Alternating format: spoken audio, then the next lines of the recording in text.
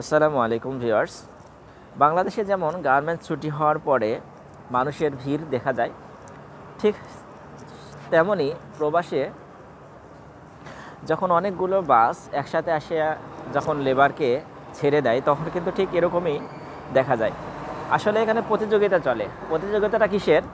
প্রতিযোগিতা হচ্ছে কত দ্রুত ক্যাম্পে যেতে পারবে। এখন এখানে আমাদের জাবলালী এরিয়াতে রোডের কাজ চলার কারণে অনেক দূরে সবগুলো কোম্পানি অনেক দূরে লেবারকে ছেড়ে দেয়।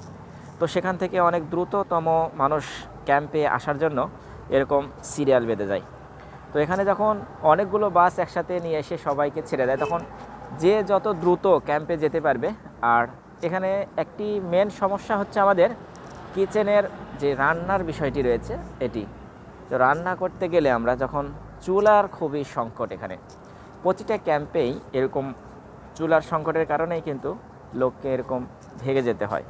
মানে প্রতিটা ক্যাম্পে যতটুক লেবার থাকে যতগুলো, সেই পরিমাণ কিন্তু পর্যাপ্ত পরিমাণ চুলার ব্যবস্থা থাকে না। তো সবাইকে রান্না করে খেতে হয়। এই রান্নার কাজটি মানুষের কাছে একটি বিরক্তকর মনে হয় এই কারণেই যে চুলা না পাওয়ার কারণে। চুলা যদি সঠিকভাবে পাওয়া যায় তাহলে কিন্তু মানুষ এভাবে ভাগতো না। দেখুন এখানে কিন্তু সবাই দৌড়াচ্ছে কেন? একটাই কারণ দৌড়ের, সেটি হচ্ছে চুলা।